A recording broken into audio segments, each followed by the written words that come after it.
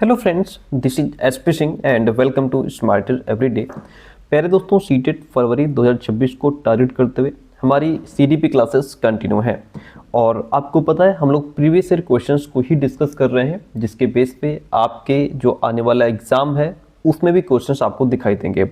यदि आप first attempt में सीटेट क्रैक करना चाहते हैं या पहले भी कई बार आप एग्ज़ाम दे चुके हैं, नहीं क्लियर हो रहा है, तो ये क्लासेस आपके लिए।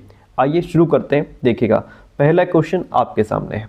क्वेश्चन क्या कहता है, देखिए एक एक शब्द को, एक एक ऑप्शन को हम लोग विधिवत तरीके से क्लियर करते हैं।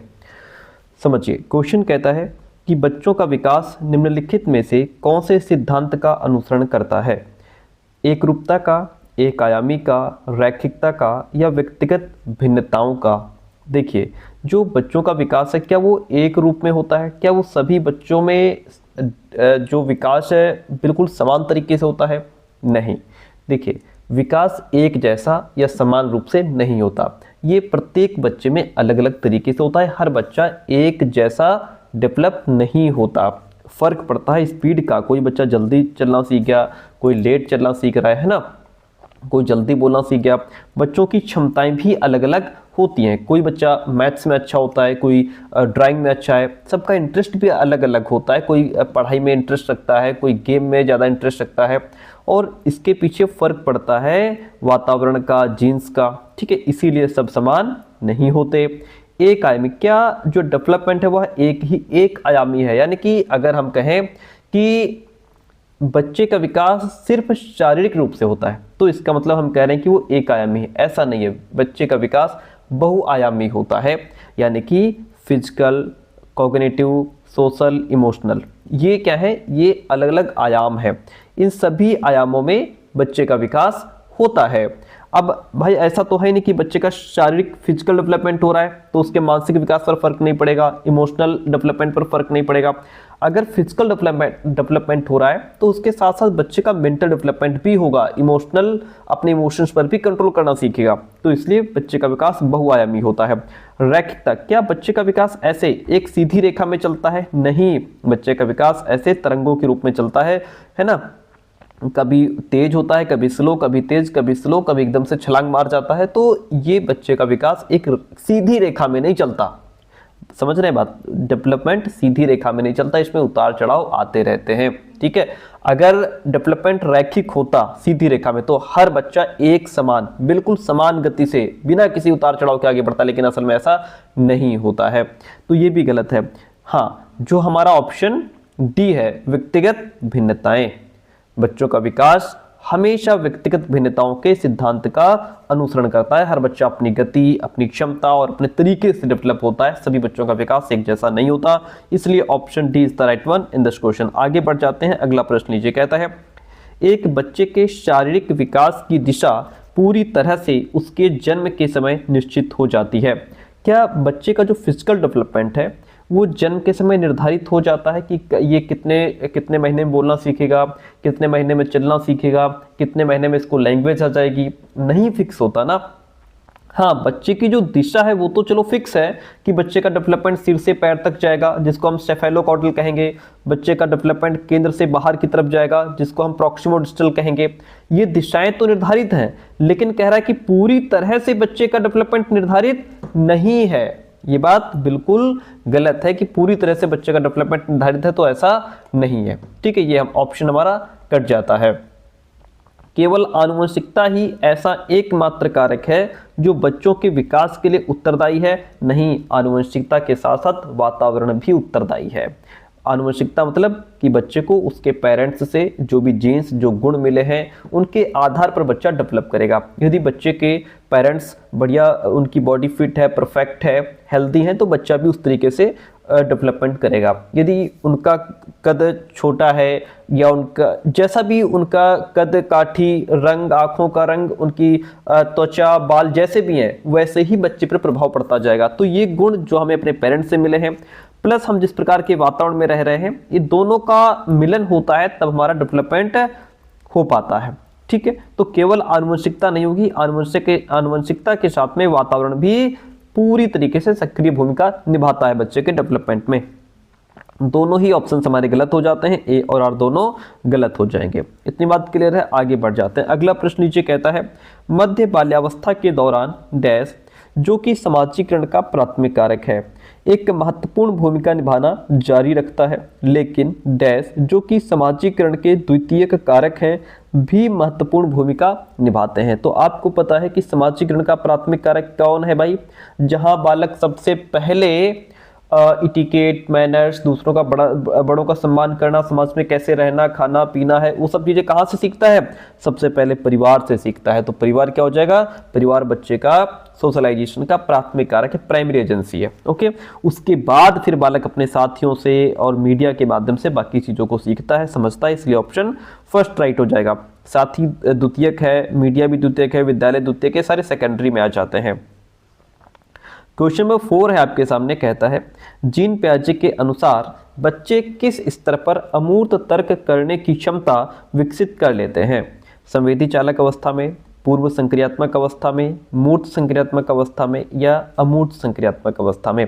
देखिए बच्चे के अंदर अब्स्ट्रैक्ट थिंकिंग कब आ जाती है? इमेजिनेशन करके, कल्पना करके वो कब सोचने लगता है, लॉजिकली कब सोचने लगता है? जब बालक 11 से 15 वर्ष में हो जाता है। ठीक है, यहाँ पे बालक जो है वो अमूर्त तरीके से सोचने लगता है, उसके अंदर अब्स्ट्रैक्ट थिंकिंग आ जाती है। जीन पियाजे कहते हैं कि इस स्टेज में बालक वैज्ञानिकों की तरह तार्किक सोच रखता है, इसलिए ऑप्शन डी हमारा राइट हो जाएगा। बाकी यहाँ पे तो बालक 0 से 2 साल का होता है, सेंस ऑर्गन के माध्यम से दुनिया को समझ रहा होता है। यहाँ बालक 2 से 7 वर्ष का होता है, जिसके अंदर जहाँ पे बालक के अंदर ईगोसेंट्रिज्म होता है, एनिमिज्म होता है, सिंबॉलिक थॉट उसके अंदर होते हैं। यहाँ 7 से 11 वर्ष का होता है, जहाँ उसके अंदर कॉन्सेप्ट ऑफ कंजर्वेशन, क्लासिफिकेशन, ये सब चीज़ें आ जाती हैं।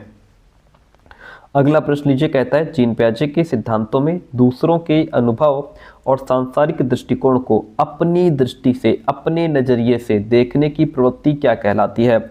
अनुकूलन, आत्मकेंद्रिता, जीववाद या संतुलीकरण? क्या कहा जाता है भाई? तो जब बालक, यानी कि जहाँ पे बालक दूसरे के दृष्टिकोण को नहीं समझ पाता, उसे लगता है कि जैसी दुनिया मुझे दिखाई दे रही है लोगों को भी वैसी ही दिखाई देती है, जिस चीज़ को लेकर के जैसा मैं सोचता हूँ, अगर मुझे चॉकलेट अच्छी लगती है तो दुनिया भर को चॉकलेट ही पसंद होगी, है ना।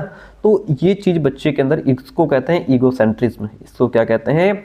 ईगोसेंट्रिज्म कहते हैं। और ये बालक यहाँ पे 2 से 7 साल का होता है, प्री ऑपरेशनल स्टेज में। यहाँ बालक समझते हैं कि सब लोग दुनिया को उसी तरह देख रहे हैं जैसा वो देख रहा है, जो चीज़ उसको पसंद है वही पूरी दुनिया को पसंद है, जो उसको पसंद नहीं वो किसी को पसंद नहीं, ऐसा बालक यहाँ पे सोचता है, दूसरे के पर्सपेक्टिव्स को नहीं समझता है। अब जैसे ये तो हमारा राइट आंसर हो गया। अनुकूलन क्या है? देखिए अनुकूलन में एक बात ध्यान रखिएगा, अगर इंग्लिश में एडॉप्टेशन लिखा है तो समझ जाइएगा कि ये जीन पियाजे का अनुकूलन है। अगर यहाँ पे कंडीशनिंग लिखा है तो समझ जाइएगा कि ये व्यवहारवाद, पावलोव या स्किनर की बात करेगा, इस बात को ध्यान रखिएगा। तो अनुकूलन, एडॉप्टेशन, ये जीन पियाजे का कॉन्सेप्ट है, जिसमें उन्होंने बताया, इसमें 2 पॉइंट आ जाते हैं हमारे। एक आ जाता है एसिमिलेशन, ठीक है, आत्मसातकरण। एक आ जाता है एकोमोडेशन। एसिमिलेशन में क्या होता है कि बालक पूर्व ज्ञान को नए ज्ञान के साथ जोड़ता है, और यहीं पर अकोमोडेशन, जहां बालक पूर्व अनुभव में परिवर्तन करके वातावरण के साथ तालमेल बिठाएगा, यानी कि अपने पुराने ज्ञान में कुछ ना कुछ मॉडिफाई, कुछ चेंजेस करेगा उसमें, ठीक है। तो इसको भी समझ गए आप, ये तो राइट है ही। एनिमिज्म में जीववाद का मतलब होता है कि जहां पे बालक निर्जीव वस्तुओं को भी सजीव समझता है। अगर टेबल से उसको चोट लग गई है, टेबल को पीट दो तो बच्चे को लगता है कि टेबल को भी चोट लगी होगी। संतुलीकरण, इक्विलिब्रेशन, ये तब होता है, मान लीजिए बालक के दिमाग में जो भी स्कीमा पहले से फिट है और जो नई जानकारी है वो उस स्कीमा में फिट नहीं हो रही है, उस जानकारी से मेल नहीं खा रही है, तो बच्चे के अंदर एक उलझन पैदा होती है, ठीक है। और इसके लिए फिर वो या तो एसिमिलेशन करेगा, पूर्व ज्ञान को नए ज्ञान के साथ जोड़ेगा, या अकोमोडेशन करेगा, अपने पुराने ज्ञान में कुछ परिवर्तन करेगा, या फिर दोनों ही क्रियाएं करके अपने आप को सेटिस्फाई करेगा। इसको कहते हैं इक्विलिब्रेशन। मान लीजिए जैसे बालक ने पहले गाय को देख करके समझ रखा था कि हाँ गाय होती है, उसके 4 पैर होते हैं, पूंछ होती है ना, और इस तरीके से गाय होती है। गाय की जानकारी, गाय का स्कीमा उसने अपने दिमाग में फिट कर रखा था। अब वो एक दिन घोड़े को देखता है, घोड़े को देख के पहले कह देगा अरे देखो गाय, फिर देखता है यार ये गाय से तो मैच नहीं हो रहा, इसकी विशेषताएं गाय से मैच नहीं हो रही, चलो ठीक पूंछ इसकी है लेकिन अलग तरह की है, एंड ये अलग तरह से इसकी आवाज़ है, गाय की अलग तरीके से आवाज़ होती है, ये जानवर कोई दूसरा है। फिर धीरे धीरे उसको इन्फॉर्मेशन मिलती है और वो समझ जाता है कि हर 4 पैर वाला जानवर गाय नहीं हो सकता, वो घोड़ा भी हो सकता है, वो टाइगर भी हो सकता है, लॉयन भी हो सकता है, तो इस तरीके से अपने आप को सेटिस्फाई करता है। इसको फिर वो इक्विलिब्रेशन कहते हैं। ठीक है, प्रश्न के अकॉर्डिंग हम जाएंगे ऑप्शन नंबर डी के साथ में। अगला प्रश्न ले लीजिए, कहता है कोहलबर्ग के नैतिक विकास के अनुसार किस स्तर पर नैतिक समझ, सजा, इनाम व प्राधिकारियों की शक्ति पर आधारित होती है? उत्तर पारंपरिक स्तर, पूर्व पारंपरिक स्तर या अमूर्त पारंपरिक स्तर? तो देखिए, ये नैतिक समझ, सजा और इनाम की बात कहाँ होती है? सजा और इनाम की बात होती है फर्स्ट लेवल, फर्स्ट स्टेज में, जो कि हमारा है पूर्व पारंपरिक स्तर, प्री कन्वेंशनल लेवल। ठीक है, यहाँ पे बच्चों की नैतिक समझ इस बात पर डिपेंड करती है कि सजा से बचना है या इनाम पाना है। यहाँ पे जो टीचर्स होते हैं, पेरेंट्स होते हैं, उनका डर होता है बच्चे को। ठीक है, इस स्तर पर बच्चा ये सोचकर निर्णय लेता है कि अगर मैं ये करूँगा तो मुझे सजा मिलेगी, अगर मैं ये करूँगा तो मुझे इनाम मिलेगा। यानी कि, और दूसरी बात, यहाँ बच्चा डर के भय से आज्ञा का पालन करता है कि अगर मैं आज्ञा का पालन नहीं करूँगा तो मुझे मार पड़ेगी, या अगर मैं ये काम कर दूंगा तो मुझे इनाम मिलेगा। ठीक है, यहाँ नैतिक तर्क तब होता है जब बालक सजा से बचने के लिए या इनाम पाने के लिए नियमों का पालन करता है। इतनी बात क्लियर है? ठीक है, अब उत्तर पारंपरिक स्तर की क्या विशेषता है मैं आपको बता दूं। ये आपका थर्ड लेवल है।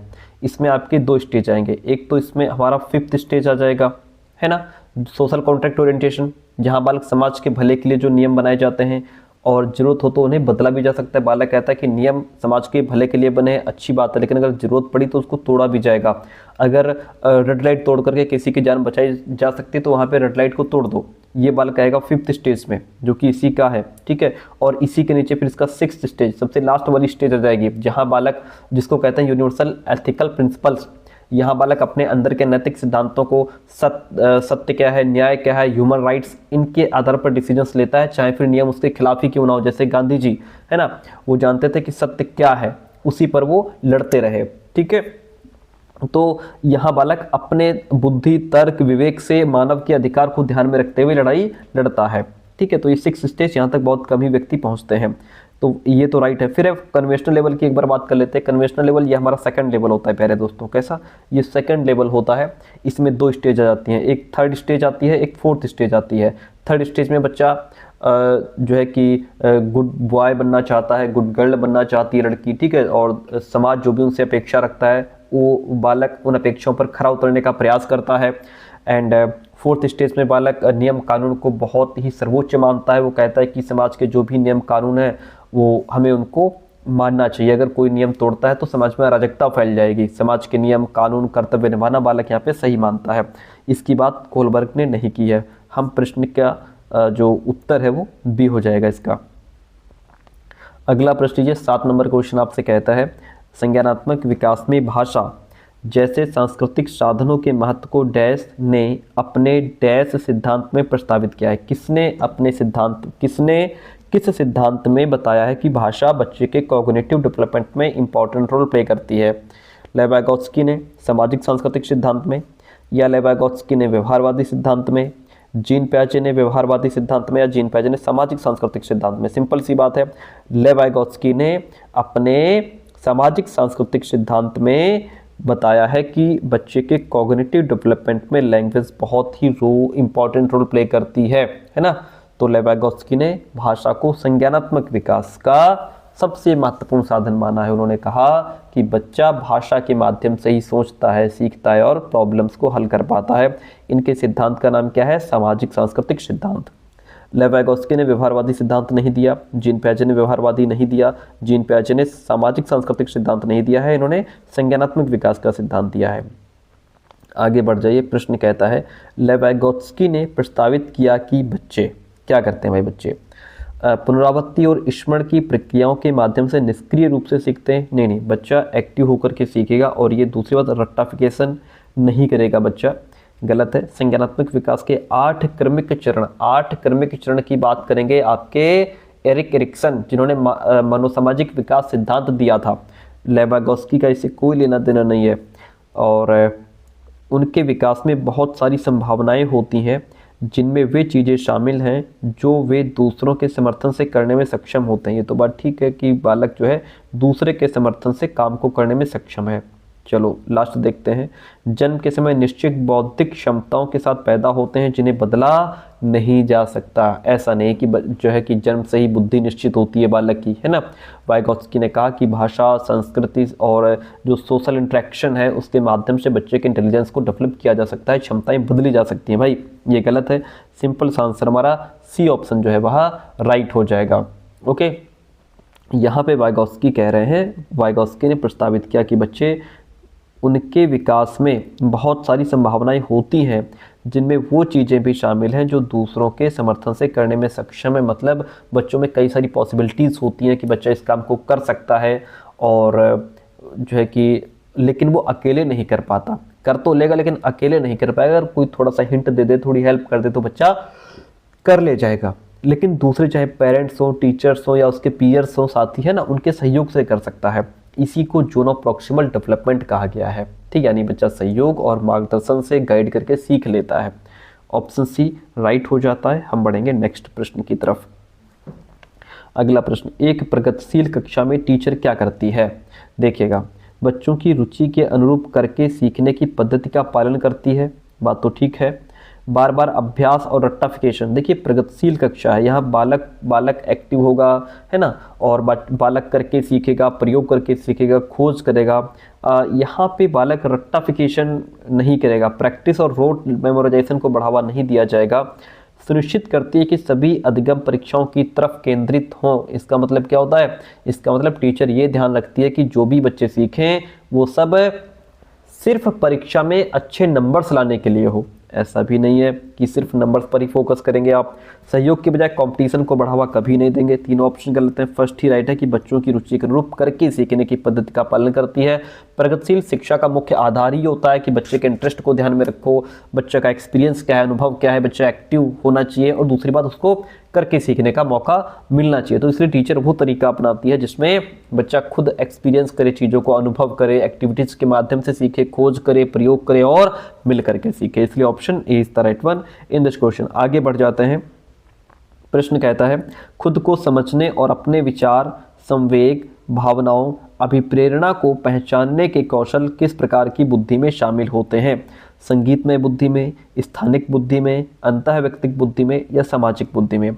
जहाँ व्यक्ति खुद को समझ रहा है, अपने विचार, अपने इमोशंस, है ना, और अपने मोटिवेशन को पहचान रहा है बच्चा, किस प्रकार की बुद्धि? संगीतमय बुद्धि नहीं। जिसके अंदर संगीतमय बुद्धि होगी वो म्यूजिक में अच्छा होगा, उसको सुर, लय, ताल का बहुत अच्छा ज्ञान होगा। स्थानिक बुद्धि वाले जो होते हैं, स्थानिक बुद्धि वालों जैसे कलाकार हो गए, डिज़ाइनर हो गए, आर्किटेक्ट, पेंटर, है ना, ये किसी भी इमेज को पहले दिमाग में बनाते हैं, फिर उसको वास्तविक रूप में पेपर पे या कागज़ पे लेकर के आते हैं, है ना, फिर उसको यानी कि वास्तविक रूप देते हैं कुल मिला करके। तो ये लोग पहले ही अपने दिमाग में चीज़ों को बना लेते हैं। ये प्रश्न से इसका कोई लेना देना नहीं है। अंतःव्यक्तिक बुद्धि, ये बात ठीक है, हार्वर्ड गार्डनर ने जो मल्टीपल इंटेलिजेंस थ्योरी दी है वहीं से क्वेश्चन पूछा गया है। जिस व्यक्ति के अंदर इंट्रापर्सनल इंटेलिजेंस होता है ना, वो व्यक्ति खुद को बहुत अच्छे से समझता है ना, अपनी भावनाओं को पहचान लेता है, अपने विचारों को समझ लेता है, अपनी कमजोरी पहचानता है, अपनी ताकत जानता है, वो यानी कि सेल्फ अवेयरनेस उसके अंदर बहुत अच्छी होती है। सामाजिक बुद्धि की बात जो है कि आपके ये हार्वर्ड गार्डनर नहीं करते हैं। सामाजिक बुद्धि की बात एडवर्ड थॉर्नडाइक करते हैं, थॉर्नडाइक, ठीक है। इसमें भी बालक दूसरों को समझने में, उनसे सही तरीके से बात करने में, रिश्ते बनाने में, समाज की जो भी सिचुएशन, कंडीशन, जो भी सर्कमस्टांसेस हैं उनमें वो बहुत समझदारी से व्यवहार करता है बालक, ठीक है। तो जिसके अंदर सामाजिक बुद्धि होती है तो ऐसे व्यक्ति लोगों को बहुत अच्छे से पढ़ लेते हैं, उनसे अच्छा व्यवहार भी कर पाते हैं। ये थॉर्नडाइक ने दिया था। ये तीनों आपके हार्वर्ड गार्डनर ने दिया है। प्रश्न के अकॉर्डिंग ऑप्शन सी राइट हो जाएगा। अब आगे बढ़िए। अगला प्रश्न आपके सामने है। लेव वाइगोत्स्की के अनुसार वाइगोत्स्की क्या कहते हैं? देखिए, भाषा और संज्ञानात्मक विकास का आपस में कोई संबंध नहीं है। ऐसा नहीं कि भाषा और संज्ञानात्मक विकास का आपस में कोई संबंध नहीं है। भाषा और हमारे संज्ञान यानी कि हमारी सोच का बहुत गहरा संबंध है, ठीक है। जैसी भाषा होगी उसके हिसाब से हमारे दिमाग में विचार बनेंगे और फिर उन विचारों को हम भाषा के माध्यम से प्रकट करेंगे, इसलिए गहरा संबंध है। भाषा और संज्ञानात्मक प्रक्रियाओं का विकास एक दूसरे से स्वतंत्र होता है, नहीं, दोनों परस्पर निर्भर होते हैं। सोच, हमारा कॉग्निशन भाषा के माध्यम से ही डेवलप होता है, दोनों स्वतंत्र नहीं होते भाई। भाषा उन साझे अनुभवों को सुगम करती है जो संज्ञानात्मक प्रक्रियाओं के लिए आवश्यक है। बात ठीक लग रही है, लास्ट ऑप्शन भी देख लीजिए। भाषा का विकास संज्ञानात्मक विकास के पश्चात होता है, ये भी गलत है कि भाई भाषा का विकास ऐसा नहीं कि संज्ञानात्मक विकास के बाद हुआ। भाषा संज्ञानात्मक जो प्रोसेस है, सोचने समझने सीखने की प्रवृत्ति, उसको आगे बढ़ाने का काम करती है, बाद में नहीं आती। ये भी हटा दो, एक ही ऑप्शन बचता है, ऑप्शन सी। भाषा उन साझे अनुभवों को सुगम करती है, यानी कि भाषा जो भी बालक जो भी अपने अनुभव दूसरों तक शेयर कर रहा है, दूसरों के अनुभव को, दूसरे के विचारों को समझ रहा है, उनसे क्या होता है कि बालक का संज्ञानात्मक विकास होता है। भाषा बच्चों को दूसरों से बात करने में, उनके विचार समझने में, और उनके साथ जो भी बालक अपने अनुभव साझा कर रहा है, अपने विचार साझा कर रहा है, उससे हेल्प करती है ना भाषा, क्योंकि भाषा ही तो है जिससे हम अपने अनुभव को साझा कर पाएंगे, अपने विचार दूसरों तक पहुंचा पाएंगे। और ये जो भी विचार या अपने अनुभव बालक भाषा के माध्यम से दूसरों के साथ शेयर कर रहा है, इससे उनकी सोच डेवलप होती है, जो संज्ञानात्मक प्रक्रियाओं के लिए आवश्यक है। ये जो अनुभव था, जो विचार हैं, ये उनकी सोच समझ, सीखने और प्रॉब्लम सॉल्विंग जो स्किल है उसको डेवलप करती है। संज्ञानात्मक प्रक्रिया का मतलब क्या हुआ? सोच समझ, सीखने और समस्या समाधान करने की क्षमता। ठीक है, तो भाषा मतलब सोच को विकसित करने का एक माध्यम है, इसलिए ऑप्शन यहाँ पे आपका डी राइट हो गया। बहुत बढ़िया क्वेश्चन है, बहुत मजेदार क्वेश्चन था ये। अगला प्रश्न नीचे कहता है, अधिगम के आकलन में निम्नलिखित में से क्या शामिल है? अधिगम के आकलन में क्या शामिल है? विद्यार्थियों को समान क्षमता वाले समूहों में वर्गीकृत करना और नामांकन करना। समान क्षमता वाले समूह यानी कि कमजोर बच्चे इस ग्रुप में बैठेंगे और प्रतिभाशाली उस ग्रुप में बैठेंगे, मंदबुद्धि इस ग्रुप में बैठेंगे। इस तरीके से आपने सबको अलग अलग ग्रुप में बांट दिया। प्रतिभाशाली का ग्रुप अलग बना दिया, एवरेज का अलग बना दिया, मंदबुद्धि का अलग बना दिया, स्लो सीखने वालों का अलग बना दिया। नामांकन कर रहे हो आप कि ये सब कमजोर सीखने वाले हैं, ये सब मंदबुद्धि हैं, ये एवरेज हैं, ये प्रतिभाशाली। तो ये काम नहीं है जो है आकलन का, ये उद्देश्य नहीं है कि हम बच्चों को कैटेगराइज करें, लेबल्ड करें। ये दोनों निगेटिव वर्ड हैं, ठीक है, आप हमेशा इनसे बच के रहिएगा। विद्यार्थियों की चिंतन प्रक्रियाओं को समझना, ये बात ठीक है कि बच्चा किस तरीके से सोच रहा है, कैसे चिंतन करता है, इसके लिए हम आकलन करेंगे। बच्चों के सीखने की तैयारी के स्तर का पता लगाना कि बच्चे की तैयारी कैसी चल रही है, कहाँ तक सीख रहा है, कहाँ कहाँ उसको दिक्कत आ रही है, ये सब चीज़ों को समझने के लिए बच्चे का आकलन होना चाहिए। ऑप्शन फर्स्ट और सेकंड राइट हो जाएगा, फर्स्ट और सेकंड राइट हो जाएगा। तो अधिगम का आकलन करने का उद्देश्य क्या होता है कि बच्चे कैसे सोचते हैं ये आप समझ पाएँ, बच्चे सीखने के लिए कितने तैयार हैं इसका आप पता लगा पाएँ, यानी लर्निंग प्रोसेस को समझना, ना कि बच्चों को समूह में बांटना या उनका नामकरण करना। ठीक है, ये दोनों ही ऑप्शन हमारे गलत हो जाते हैं। फर्स्ट और second, sorry second third right है भाई, ये तो है ही नहीं, सेकंड थर्ड राइट है, सॉरी सेकंड थर्ड राइट है हमारा। अगला प्रश्न नीचे कहता है, ये कथन है कि लड़के बुद्धिमान होते हैं जबकि लड़कियां आज्ञाकारी होती हैं, किसका उदाहरण है?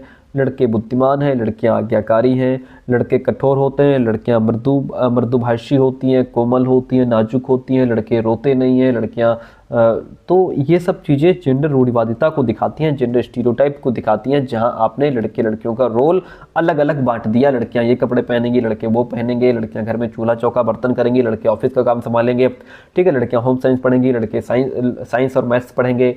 तो ये क्या ये आपने जेंडर स्टीरियोटाइप में सबका रोल अलग अलग आप बांट रहे हो, इसको कहते हैं, क्या कहते हैं इसको कहते हैं जेंडर रूढ़िवादिता।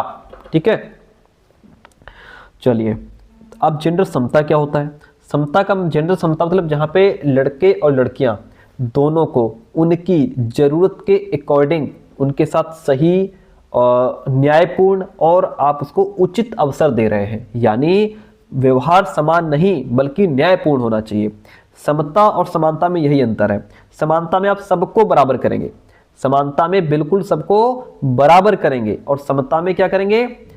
बराबर तो करेंगे लेकिन न्यायपूर्ण तरीके से। यहाँ पे बालक के साथ न्यायपूर्ण व्यवहार होना चाहिए ताकि दोनों अपनी पूरी क्षमता तक पहुंच सके, चाहे कोई लड़का हो चाहे कोई लड़की हो। ठीक है, आज जब जैसे मैं रोज आपको एग्जाम्पल में समता वाला उदाहरण देता हूँ कि आपकी क्लास में 40 बच्चे बैठे हैं।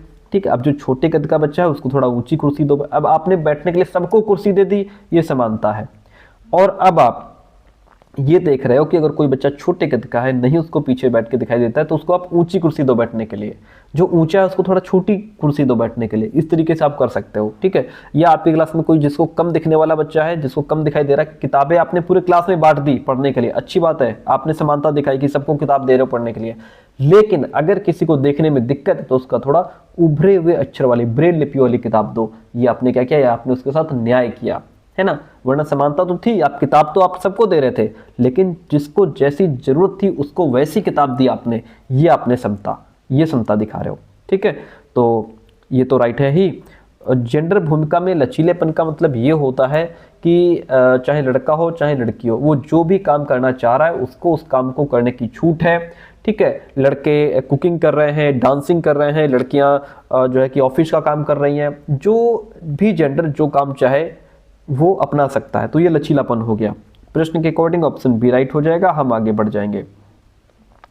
आकलन किस प्रकार का होना चाहिए? केवल मात्रात्मक होना चाहिए, व्यापक होना चाहिए, स्टैंडर्ड होना चाहिए, या ओनली समेटिव होना चाहिए? प्यारे दोस्तों देखिए, आकलन जो है वह केवल मात्रात्मक, सिर्फ क्वांटिटेटिव नहीं होना चाहिए। आकलन व्यापक होना चाहिए, कॉम्प्रिहेंसिव होना चाहिए, यानी ऐसा आकलन जो बच्चे के ज्ञान, उसकी स्किल्स, उसकी अंडरस्टैंडिंग, उसके थॉट्स, बिहेवियर, उसकी क्रिएटिविटी और उसका जो कोऑपरेशन है, बच्चों के साथ मिलजुल करके सीखना जो है, इन सभी पहलुओं को देखे कि बच्चे का ज्ञान कैसा है, कैसे वो सीख रहा है, कौन कौन सी स्किल्स उसके अंदर डेवलप हो पा रही हैं, समझ कैसी है, उसका बच्चों के प्रति व्यवहार कैसा है, क्या उसके अंदर कोई क्रिएटिविटी आ रही है कि नहीं आ रही है, क्या वो सबके साथ मिलकर के ग्रुप में बेहतर कर पा रहा है कि नहीं कर पा रहा है। इसलिए व्यापक मूल्यांकन होना चाहिए, हर तरफ से बच्चे को जांचो, परखो। स्टैंडर्ड मतलब कि सबको एक नजरिए से, एक तरीके से ही आप बच्चों का आकलन कर रहे हैं, ये गलत है। हर बच्चा अलग होता है, तो उसके हिसाब से आप उसका मूल्यांकन कीजिए। केवल योगात्मक जो होता है, ये पूरे साल पढ़ाओ, लास्ट में बच्चे से एग्जाम ले लो, ये वो होता है योगात्मक। योगात्मक समेटिव नहीं होना चाहिए, फॉर्मेटिव होना चाहिए। क्या होना चाहिए? फॉर्मेटिव, जो कि कक्षा के दौरान भी होता है। ऑप्शन बी राइट हो जाएगा। ये इतनी बात होती है क्लियर। प्रश्न लीजिए, बच्चों का मूल्यांकन क्यों किया जाना चाहिए? बताओ भाई, बच्चे का मूल्यांकन क्यों होना चाहिए? बताओ इसका आंसर। बच्चों की परफॉर्मेंस को आप कंपेयर कर पाए एक दूसरे से, कंपटीशन को बढ़ावा देने के लिए, या धीमी गति से सीखने वालों की पहचान और नामकरण आप कर पाए, या सीखने सिखाने की प्रक्रिया में आप सुधार कर पाए, इसलिए मूल्यांकन करते हैं। सिंपल सी बात है भैया, हम जो है परफॉर्मेंस की तुलना नहीं करेंगे, ठीक है, कभी नहीं करेंगे। हम कंपटीशन को बढ़ावा भी नहीं देंगे। मैंने कहा हम बच्चे को कभी भी लेबल नहीं करेंगे, नामकरण नहीं करेंगे, ठीक है। एक ही ऑप्शन बचता है, सीखने सिखाने की प्रक्रिया में सुधार करने के लिए बच्चों का मूल्यांकन इसलिए किया जाता है कि टीचर और बच्चे दोनों समझ सकें कि बच्चा, बालक कहाँ अच्छा कर रहा है, कहाँ उसको कठिनाई महसूस हो रही है, उसे किस तरह की सहायता चाहिए, और जो टीचिंग मेथड में उसे क्या क्या इम्प्रूवमेंट किया जा सकता। टीचर भी अपने आप को देख पाएगा ना, जो मूल्यांकन होगा उसे टीचर भी अपने आप को देख पाएगा कि क्या अगर बच्चा नहीं सीख पा रहा है तो मैं अपने टीचिंग मेथड में, टीचिंग टेक्निक में मैं उसमें बदलाव करूं, है ना। अगर कोई चीज ओरल नहीं बच्चा समझ पा रहा है तो डायग्राम के माध्यम से समझाएगा टीचर, डायग्राम नहीं समझ रहा चित्र बनाएगा, है ना, एक्टिविटी करके समझाएगा, तो अपनी भी शिक्षण पद्धति में वो बदलाव लाएगा। यानी मूल्यांकन का असली उद्देश्य सीखने सिखाने की प्रक्रिया को बेहतर करना है। अगला प्रश्न लीजिए, समावेशी शिक्षा किस पर बल देती है?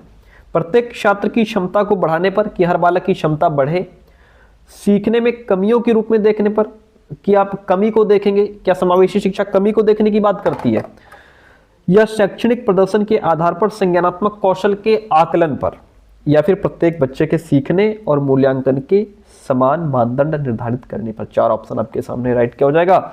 समावेशी शिक्षा प्रत्येक छात्र की क्षमता को बढ़ाने पर बल देती है। ठीक है भाई, समावेशी शिक्षा का मुख्य सिद्धांत है कि हर बच्चे की क्षमता, उसकी स्ट्रेंथ को पहचान करके उसे आगे बढ़ने में मदद की जाए, है ना। समावेशी शिक्षा का मतलब ही है कि समावेशी शिक्षा कहती है हर बच्चा सीख सकता है, हर बच्चे की ज़रूरत अलग होती है, हर बच्चे को सपोर्ट करना, उसको सीखने का अवसर मिलना चाहिए। यहाँ पे ध्यान कमियों पर नहीं होता, ध्यान कमियों पर नहीं, क्षमताओं पर होना चाहिए। इसलिए ए ऑप्शन हमारा बिल्कुल एकदम बेस्ट ऑप्शन है। ठीक है, समावेशी शिक्षा कभी भी कमियां ढूंढने के लिए नहीं है, क्षमताएं निखारने के लिए है। ठीक है, अब यहाँ पे जो है कि एकेडमिक परफॉर्मेंस को देखेंगे।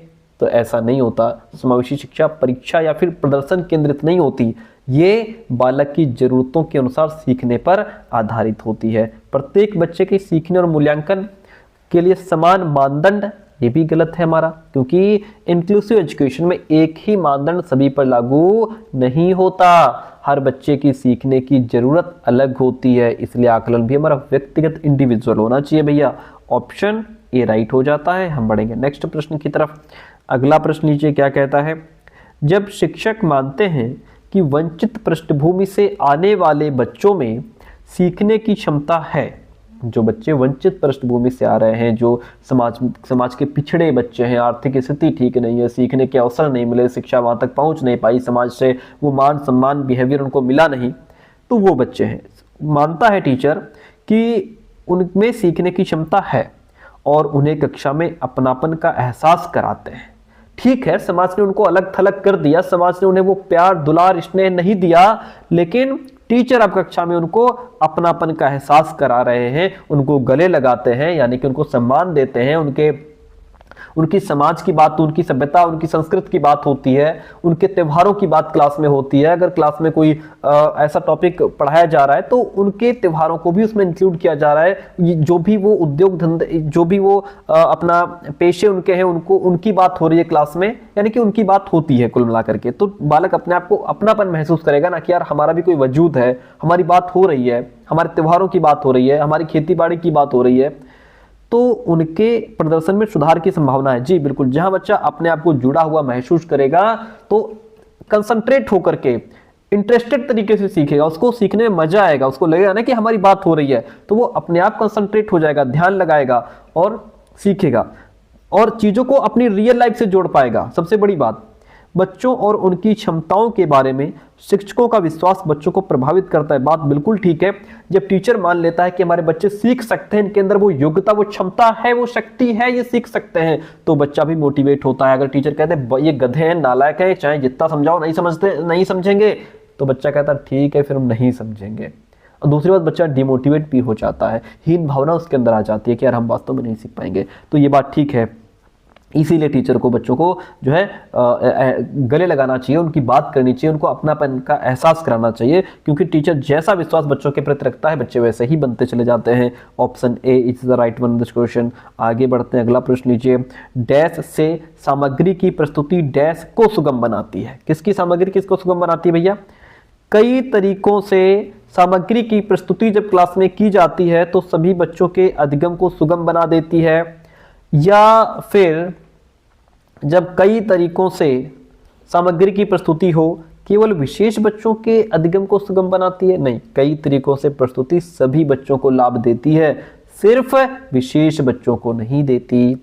एक समान तरीके से सभी बच्चों के अधिगम को सुगम बनाती है? नहीं, एक ही तरीका सभी बच्चों के लिए प्रभावी कैसे हो सकता है? भाई कोई ओरली समझ रहा है, कोई डायग्राम्स के माध्यम से समझ रहा है, कुछ चीजों को देख करके समझेगा, कोई चित्र के माध्यम से, कोई चार्ट पेपर के माध्यम से, कोई एक्टिविटी के माध्यम से सीखेगा। सब अलग अलग तरीके से सीख रहे हैं भैया, एक समान तरीके से सब कैसे सीख लेंगे? एक समान तरीके से केवल विशेष बच्चों का अधिगम? नहीं, एक ही तरीका विशेष बच्चों के लिए भी उपयुक्त नहीं है। ठीक है, तीनों कट गए, बस एक ही बच्चा हमारे पास। कई तरीकों से सभी बच्चों का अधिगम होना चाहिए। भाई देखिए, जब जो भी टीचिंग लर्निंग मटेरियल आप यूज कर रहे हैं, ठीक है, उसको कई तरीकों से यानी कि मल्टी मॉडल प्रस्तुत किया जाता है, जैसे चित्र के माध्यम से भी, वीडियो के माध्यम से भी, एक्टिविटीज भी आप करा रहे हो, कहानी भी सुना रहे हो, क्लास में डिस्कशन डिबेट्स भी हो रहा है, तो ये सभी बच्चों की लर्निंग को आसान बना देता है, क्योंकि हर बच्चा अलग तरह से सीखता है ना। किसी को देखना पसंद है, कोई सुन करके सीख लेता है, कोई एक्टिविटी करके सीख लेता है, इसलिए कई तरीकों से प्रस्तुति हर बच्चे के लिए सीखना आसान कर देती है। Option A is the right one in this question. आगे बढ़ जाइए, क्या कहता है प्रश्न देखिएगा। कहता है सीखने की अक्षमता वाले छात्रों के लिए निम्नलिखित में से कौन सा उचित समायोजन नहीं है? बच्चे कैसे हैं? लर्निंग डिसेबिलिटी है उनको, ठीक है, तो उनके लिए कौन सा उचित समायोजन नहीं है? कार्यों के बीच बार बार विराम के लिए समय देना। अगर बच्चे को सीखने में दिक्कत है तो उसको थोड़ा आप अगर बीच बीच में आराम देते रहोगे तो मुझे लगता ठीक है। बाकी ऑप्शन पढ़ते हैं। परीक्षण के लिए आवंटित समय का विस्तार, ये भी बात ठीक लग रही है कि अगर बच्चे को मान लीजिए कोई किसी को थोड़ा पढ़ने में दिक्कत है, लिखने में दिक्कत है, मैथ्स में प्रॉब्लम है, अगर आप उसको थोड़ा एक्स्ट्रा टाइम अलॉट कर देंगे तो कोई बड़ा इशू नहीं है। अच्छी बात ये भी लग रही है, हमें गलत ढूंढना है। न्यूनतम विकर्षणों के साथ काम स्थल प्रदान करना, ये तो बात सबके लिए ठीक है कि भाई ऐसी जगह बच्चों को पढ़ाओ या उनका टेस्ट लो, है ना, जहां डिस्ट्रैक्ट करने वाली चीजें नहीं होनी चाहिए, शोर शराबा ना हो रहा हो, कोई डिस्टर्ब करने वाला ना हो, शांति से बैठ के बच्चा काम करे, बात ये भी ठीक है। मूल्यांकन के लिए मानकीकृत परीक्षण, ये समायोजन में उचित नहीं है। मूल्यांकन के लिए मानकीकृत परीक्षण हम बच्चों के लिए नहीं अपनाएंगे, ठीक है, क्योंकि मूल्यांकन के लिए मानकीकृत परीक्षण का मतलब यहाँ पे क्या है कि यहाँ पे आप सभी बच्चों को एक ही तरीके से देख रहे हो, क्योंकि देखिए कह रहा है कि सीखने की अक्षमता वाले बच्चों के लिए निम्नलिखित में से कौन सा उचित समायोजन नहीं है। मानकीकृत परीक्षण, स्टैंडर्ड टेस्ट, आप सभी बच्चों का एक ही तरीके से टेस्ट ले रहे हो, ये गलत है, क्योंकि सभी बच्चों के लिए एक जैसा पैटर्न लागू नहीं होता। ये क्या है, ये रिजिड है, ये फ्लेक्सिबल नहीं होता है। हर बच्चे का टेस्ट एक तरीके से कैसे ले सकते हो भाई, है ना। कोई जो अब भाई एक क्वेश्चन पेपर आप तैयार कर रहे हो, प्रतिभाशाली बैठा है वो भी वही पेपर हल कर रहा है, एवरेज भी वही हल कर रहा है, मंद बुद्धि वाला भी वही हल कर रहा है, स्लो सीखने वाला भी वही पेपर हल कर रहा है, तो ये न्याय कैसे हुआ, ये गलत बात है। फ्लेक्सिबल होना चाहिए, जो बच्चा जैसा सीखने वाला उसके हिसाब से ही आप क्या करो, उसके हिसाब से ही उससे टेस्ट ले लो। ये ऑप्शन हमारा राइट हो जाएगा, ठीक है। अगर आप मान लीजिए आप बच्चों को बीच बीच में थोड़ा विराम दे रहे हो, थोड़ा उसको आराम दे रहे हो, तो ये उसके लिए ठीक है ना, क्योंकि जब आप आराम देंगे तो उसको थोड़ा एक्स्ट्रा टाइम मिल जाएगा और काम बढ़िया कर पाएगा। बाकी सारे ऑप्शन इसमें ठीक है, बस यही गलत है, डी ऑप्शन हटा दीजिए इसमें से। अगला प्रश्न लीजिए 20 नंबर क्वेश्चन, बहुत बढ़िया प्रश्न है, मजेदार है। धारणाओं में लचीलापन, धारा प्रवाहिता और मौलिकता निम्नलिखित में से किसकी प्रातिनिधिक विशेषता है। Flexibility, fluency and originality of ideas और टिपिकल आइडेंटिफाइंग कैरेक्टरिस्टिक्स ऑफ, किसकी विशेषता है। रचनात्मक विद्यार्थी की, अभिसारी विचारक की, विचारण विवेचन में अनम्यता या फिर स्वलीनता, किसकी विशेषता है भाई, देखिएगा तो लचीलापन, धारा प्रवाहिता और मौलिकता, ये तीनों विशेषताएं रचनात्मक विद्यार्थी की हैं। किसकी हैं, रचनात्मकता की मुख्य पहचान है ये, और जो बालक रचनात्मक होता है उसमें ये खूबियां स्पष्ट रूप से दिखाई देती हैं, तो ऑप्शन ए राइट हो जाएगा। अच्छा ये बताओ लचीलापन क्या होता है, मैं समझाऊं आपको। लचीलापन मतलब होता है एक ही प्रॉब्लम को कई अलग अलग तरीकों से आप देख रहे हो और अलग प्रकार के थॉट्स भी आप दे रहे हो उसके लिए कि इसको इस तरीके से हल किया जा सकता है। यानी व्यक्ति सोच बदल सकता है, अपना पर्सपेक्टिव्स बदल सकता है, उस प्रॉब्लम को देखने का नजरिया बदल सकता है और अलग अलग प्रकार के समाधान भी देता है, जिसके अंदर लचीलापन होता है। धारा प्रवाहिता का मतलब होता है कम समय में ज्यादा अलग अलग प्रकार के थॉट उत्पन्न करने की क्षमता, कि आप कम समय में बहुत सारे विचार दे रहे हो। यानी व्यक्ति जितने ज्यादा थॉट, एग्जांपल्स या सॉल्यूशन जल्दी जल्दी बता सकेगा वो उतना ही फ्लुएंट माना जाएगा, धारा प्रवाह माना जाएगा। मौलिकता क्या होती है, ओरिजिनलिटी, ऐसे विचार देना जो एकदम नए हों, अनोखे हों, अनूठे हों, दूसरों से अलग हों। यानी आप जो भी थॉट दे रहे हो, विचार प्रकट कर रहे हो, दूसरों से क्या हो, दूसरों से बिल्कुल अलग है, एक नई सोच, एक नई दिशा दे रहे हैं आप, यूनिक सॉल्यूशन दे रहे हैं, वो होता है मौलिकता। इसलिए ऑप्शन ए राइट हो जाएगा। आगे बढ़ जाइए, अगला प्रश्न नीचे, टीचर्स को डैश पाठचर्या और डैश मूल्यांकन का उपयोग करना चाहिए। तो टीचर्स को कैसी पाठचर्या, कैसा मूल्यांकन का यूज करना चाहिए, खंडित पाठचर्या और मानकीकृत मूल्यांकन का उपयोग करना चाहिए, गैर संदर्भित जो बच्चे के कॉन्टेक्स्ट से रिलेटेड ही ना हो, या लचीलापन और रचनात्मक मूल्यांकन का उपयोग करना चाहिए, या फिर एक समान पाठचर्या और मानक मूल्यांकन का उपयोग करना चाहिए। तो टीचर्स को हमेशा लचीला पाठचर्या, लचीली होनी चाहिए। लचीली मतलब फ्लेक्सिबल, जो बालक जैसा सीखने वाला है उसके हिसाब से पढ़ाओ, है ना, बच्चों की जरूरतों के अनुसार उसको बदला जा सके, अलग अलग क्षमताओं वाले बच्चों को सीखने का मौका दे, एक्टिविटी बेस्ड हो, एक्सपीरियंस बेस्ड होना चाहिए, ठीक है। रचनात्मक होनी चाहिए, क्रिएटिविटी, यानी कि बच्चे की समझ को कई तरीकों से देखे, सीख और टीचिंग लर्निंग में इंप्रूव भी करे, सिर्फ नंबर्स पर बेस्ड ना हो, प्रोसेस को समझे, है ना, तो ऐसी रचनात्मक होनी चाहिए। बाकी खंडित और मानकीकृत, खंडित मतलब यहाँ पे क्या हो गया, जो टुकड़ों में बटा हुआ है, तो ऐसा सिलेबस जिसमें जो टॉपिक्स हैं वो अलग अलग टुकड़ों में पढ़ाए जाएं, उनका आपस में कोई मेल ही ना हो, तो किसी काम का नहीं है। और जो बच्चे के कॉन्टेक्स्ट से रिलेटेड नहीं है चीज़, वो भी किसी काम की नहीं है। एक समान सबके लिए बराबर हो नहीं सकता। सिंपल सी बात है, इसमें ऑप्शन सी राइट हो जाएगा।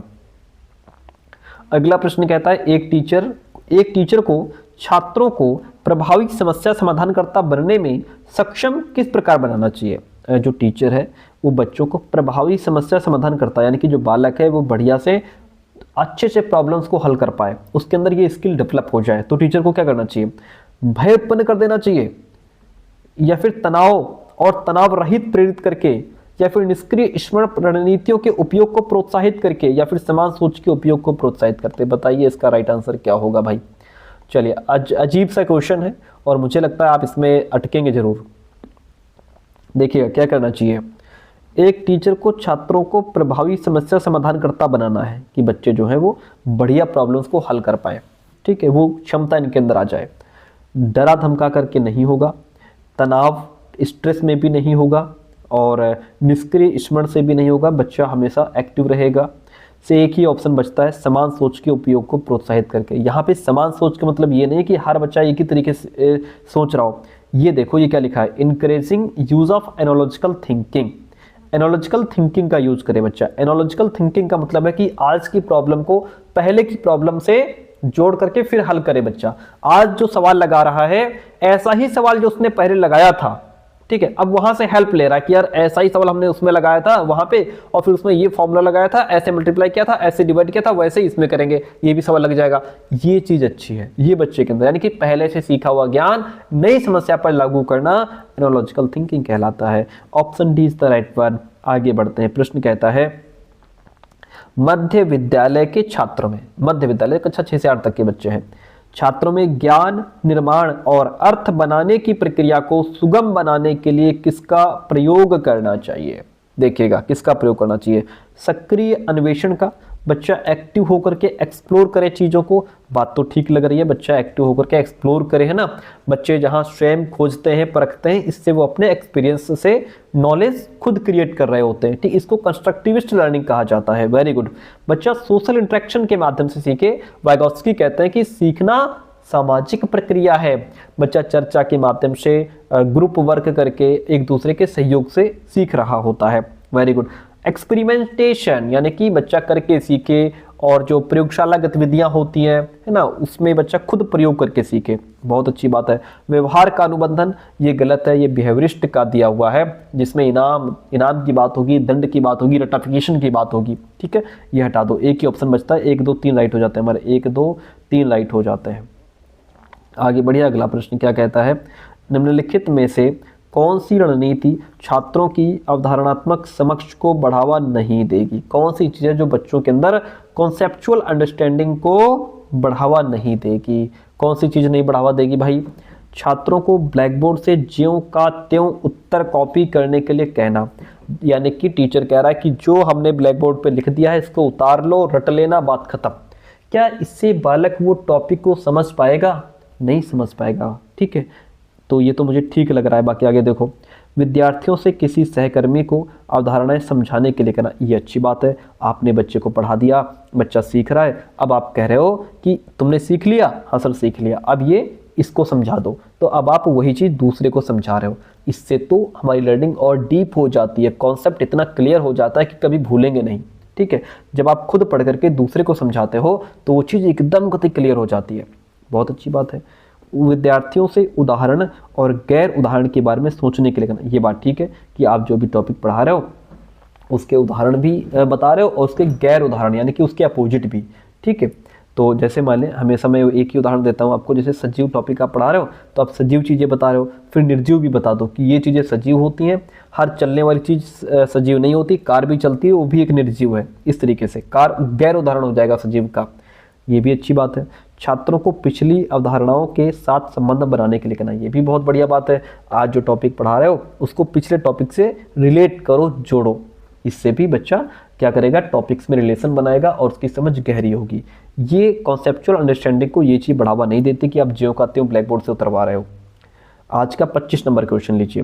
कहता है मध्य विद्यालय के टीचर्स को शिक्षण अधिगम प्रक्रिया के दौरान छात्रों की वैकल्पिक भ्रांतियों से कैसे निपटना चाहिए, अर्थात बच्चे अपने साथ जो भी अल्टरनेटिव मिसकॉन्सेप्शंस लेकर के आए हैं उनसे टीचर को कैसे निपटना चाहिए। बच्चे अपने साथ जो भी अनुभव, जो भी एक्सपीरियंस लेकर के आए हैं, ठीक है, जो भी उनके दिमाग में गलत मौजूद धारणाएं हैं, ठीक है, तो उसको टीचर क्या करे। देखिए, उन्हें अनदेखा करे, उन्हें सजा दे, इनाम दे या संबोधित करे। भाई वैकल्पिक भ्रांतियां मतलब बच्चों के दिमाग में मौजूद गलत धारणाएं या अपने तरीके की गलत समझ। टीचर्स का क्या काम है? टीचर्स का काम है कि जो भी बच्चा गलत धारणा अपने अंदर लेकर के आया है, गलत फहमी उसके अंदर है, उसको पहचाने, है ना, और फिर उन्हें सही तरीके से समझाए। जैसे बालक क्या धारणा लेके आया है कि सूरज पृथ्वी के चक्कर लगा रहा है, गलत है, साइंटिफिकली गलत है, लेकिन टीचर अब उसको आगे समझाए कि देखो सूरज एक ही जगह पे, पृथ्वी चक्कर लगा रही है, हम सब घूम रहे हैं, सूरज अपनी जगह टिका हुआ है। इस तरीके से तो बच्चा क्या मिसकॉन्सेप्शन लेके आया था कि सूरज हमारे चक्कर लगाता है, या मैं जिधर जाता हूँ चंदा मामा मेरे पीछे आते हैं, इस तरीके से। तो टीचर क्या करे, उदाहरण दे, प्रयोग करे और डिस्कशन कराए, इसके माध्यम से बच्चे के उस मिसकॉन्सेप्शन को दूर करे। इसे एड्रेस करना चाहिए, संबोधित करना चाहिए, यानी टीचर्स को बच्चों की भ्रांतियों का सामना करके उन्हें ठीक करना चाहिए, ना तो हम अनदेखा करेंगे ना दबाएंगे, ठीक है। इसलिए ऑप्शन डी राइट हो जाएगा, संबोधित करना चाहिए। 26 नंबर क्वेश्चन है आपके सामने। संवाद और चर्चा के दौरान बच्चों के सहज ज्ञान युक्त अनुमान को क्या करना चाहिए? सहज ज्ञान युक्त अनुमान, इसको हतोत्साहित करना चाहिए। मतलब देखिए, सहज ज्ञान युक्त अनुमान का मतलब है बच्चे अपनी जो उसकी जो स्वाभाविक सोच है, जो अनुभव है, या जो ऑब्जर्वेशन के आधार पर जो अनुमान लगा रहे हैं उसको कहते हैं सहज ज्ञान युक्त अनुमान। किसी चीज को देख करके, ऑब्जर्व करके फिर जो अनुमान लगाते हैं, ठीक है, उससे क्या होगा, इसको हतोत्साहित करना चाहिए, इसको इग्नोर करना चाहिए, पनिशमेंट देनी चाहिए, या इसको भी फैसिलिटेट यानी कि आगे बढ़ाना चाहिए। देखिए, तो बच्चे की जो भी सोच होती है, जो एक्सपीरियंस, जो ऑब्जर्वेशन के आधार पर जो अनुमान वो लगा रहे हैं, इन अनुमान में कभी कभी सही समझ होती है और कभी कभी मिसकॉन्सेप्शंस भी होती हैं। लेकिन टीचर का काम क्या है? टीचर का काम है बच्चों की इस सोच को सामने आने दो। जो सोच रहा है बच्चा उसको सामने आने दो, सुनो, समझो और उसकी जांच करो, उन्हें बेहतर सोच की दिशा में लेकर के जाओ, यानी इस सहज अनुमान को फैसिलिटेट करना चाहिए। Option D is the right one in this question. आगे बढ़ जाते हैं। अगला प्रश्न आपसे कहता है, समस्या समाधान की प्रक्रिया को किस प्रकार सुगम बनाया जा सकता है? जो समस्या समाधान की प्रक्रिया है उसको कैसे इंप्रूवमेंट किया जा सकता है, बच्चे के अंदर प्रॉब्लम सॉल्विंग क्षमता कैसे बढ़ाई जा सकती है? प्रतिक्रियात्मक सदृढ़ता को बढ़ावा देकर रिस्पॉन्स सेट के माध्यम से। रिस्पॉन्स सेट देखिए नेगेटिव है, बार बार इसमें आप क्या करते हैं कि बार बार एक ही तरह का रिस्पॉन्स देते हैं, चाहे सिचुएशन बदल जाए, क्वेश्चन बदल जाए, आप आंसर वैसा ही दे रहे हो, ये रिस्पॉन्स सेट होता है। यानी बच्चा या कोई भी व्यक्ति हो, सोच नहीं बदलता, हर बार एक जैसा रिस्पॉन्स देता है, वही स्ट्रैटेजी अपनाता है, एक ही पैटर्न को पकड़ करके बैठा रहता है, ठीक है, तो ये गलत है रिस्पॉन्स सेट। अभिसरण सोच को बढ़ाता, कन्वर्जेंट थिंकिंग को बढ़ावा नहीं देंगे, हम हमेशा डाइवर्जेंट थिंकिंग को बढ़ावा देंगे। कन्वर्जेंट में बच्चा एक ही तरीके से सोचता है और डाइवर्जेंट में प्रॉब्लम एक, हल अनेक, ठीक है, वो निकालता है। फंक्शनल फिक्स्डनेस ये नहीं होगा, इसमें भी आप एक ही तरीके का काम करते हो, आपको पता है कि इसमें इसका एक ही सॉल्यूशन है या ये काम एक ही तरीके से होगा। सहज अनुमान को बढ़ावा देकर क्या करेंगे हम? सहज अनुमान को बढ़ावा देकर कि बच्चा चीज़ों के बारे में अनुमान लगा पाए, उसके बारे में जो है कि एक गेस कर पाए चीज़ों को, ठीक है। आगे बढ़ते हैं। क्वेश्चन नंबर 20 आज का 28 नंबर क्वेश्चन है, आपसे कहता है कि मध्य विद्यालय की कक्षा में छात्रों के बीच कंपटीशन को क्या करना चाहिए? क्या कंपटीशन को आप प्रोत्साहित करेंगे या कंपटीशन को नज़रअंदाज करेंगे या कंपटीशन को प्रोत्साहित किया जाना चाहिए क्योंकि यह छात्रों के कंपटीशन बाजार आधारित अर्थव्यवस्थाओं में शामिल होने के लिए तैयार करता है, या फिर कंपटीशन को हतोत्साहित किया जाना चाहिए क्योंकि यह छात्रों का तनाव और चिंता को बढ़ाता है जिससे उनके संज्ञानात्मक विकास में बाधा आती? बिल्कुल सही बात है भैया, जो भी यानी कि बच्चों के बीच कंपटीशन को हम क्या करेंगे? हतोत्साहित करेंगे, उसको बढ़ावा कभी भी हम प्रोत्साहित नहीं करेंगे, ठीक है। और प्रोत्साहित तो करेंगे ही नहीं करेंगे, हाँ नज़रअंदाज किया जाना चाहिए और छात्रों को यह तय करने के लिए छोड़ देना चाहिए कि वे क्या कंपटीशन करना चाहते हैं। ऐसा भी नहीं है, इसका मतलब तो फिर हम कंपटीशन को ही बढ़ावा दे रहे हैं अगर हम बच्चों पर छोड़ रहे हैं, तो ये भी गलत हो जाएगा। ऑप्शन डी यहाँ पे जो है आपका राइट हो जाएगा। हतोत्साहित किया जाना चाहिए क्योंकि ये छात्रों का तनाव और चिंता को बढ़ाता है, जिससे उनके संज्ञानात्मक विकास में बाधा आती है।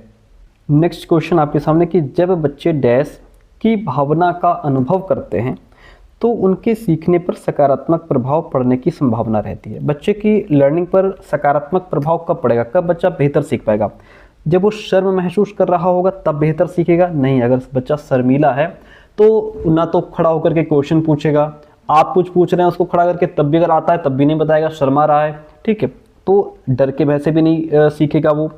हाँ, अगर बच्चे के अंदर जॉय है, हैप्पीनेस है, बच्चा खुश है तो बेहतर सीखेगा, कंसंट्रेट भी कर पाएगा, आपके क्वेश्चंस का आंसर भी देगा, अपने आप भी डाउट क्लियर करेगा, ठीक है। अपमान करेंगे तब भी नहीं होगा। ऑप्शन एक ही हमारे पास बचता है, option C, joy is the right one over here. अगला प्रश्न है, कहता है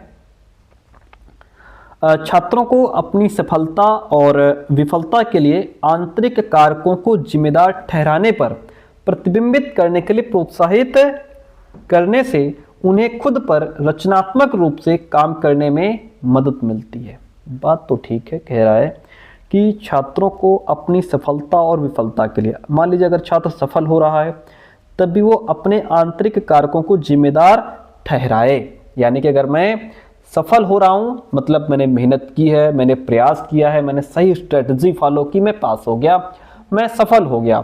अगर बच्चा फेल हो रहा है तब भी अपने आंतरिक कारकों को ही जिम्मेदार ठहराए कि अगर फेल हो रहा है तो इसका मतलब है कि कहीं ना कहीं मेरी मेहनत में कमी रह गई, मेरे प्रयास में कमी रह गई, सही स्ट्रेटजी फॉलो नहीं हो पाई और जो लगन मुझे लगानी चाहिए थी वो मैं नहीं लगा पाया, इसलिए फेल हो गया। तो चाहे पास हो जाओ चाहे फेल हो जाओ, दोष बाहरी चीजों को नहीं दोगे कि मौसम अच्छा नहीं था, लाइट नहीं मिली, गर्मी बहुत थी, ठंड बहुत थी, ठीक है, और टीचर्स का सपोर्ट नहीं मिला, घर वाले सपोर्ट नहीं करते, टाइम पे खाना नहीं मिलता, सो ये दुनिया भर की बहाने ना बनाओ। सफल हो रहे हो तब भी अपने आप की जिम्मेदारी लो, विफल हो रहे हो तब भी अपने आप की जिम्मेदारी लो। आई बात समझ में? अगर सफल होते हैं तो ये उनकी मेहनत है, उनका ध्यान है, उनकी कोशिश की वजह से सफल हुए हैं। फेल होते हैं तो इसका कारण भी उनकी कम मेहनत है, गलत स्ट्रेटजी फॉलो की और दुनिया भर की चीजें हैं, ठीक है। तो ऐसे बच्चे बहाने नहीं बनाते, दूसरों को दोष नहीं देते, बल्कि खुद में सुधार करने की जिम्मेदारी लेते हैं और पॉजिटिवली तरीके से मेहनत से आगे बढ़ते हैं। बहुत अच्छी बात है। सफलता और असफलता के आंतरिक गुण व्यक्तियों को कड़ी मेहनत करके अपने परफॉर्मेंस को बेहतर बनाने में हेल्प करते हैं। अगर आप फेल हो रहे हैं और उसका दोष अपने आप को ही दे रहे हैं कि मेरी मेहनत में कमी, मेरे प्रयास में कमी, मेरी रणनीति, मेरी स्ट्रेटजी में कमी, तो फिर आप मेहनत करेंगे। अगर आप बाहरी चीजों को दोष दे रहे हैं तो फिर आप दोबारा फेल होंगे। अगर अपने आप को दोष दे रहे हैं तो फिर आप दोबारा जरूर पास होंगे। बात दोनों ठीक है, ऑप्शन ए और आर दोनों सही हैं। और ये लास्ट क्वेश्चन भी था हमारा। ये रही आज की क्लास। कैसे रही कमेंट करके जरूर बताइएगा। Thank you so much. मिलते हैं बहुत जल्दी नेक्स्ट क्लास में।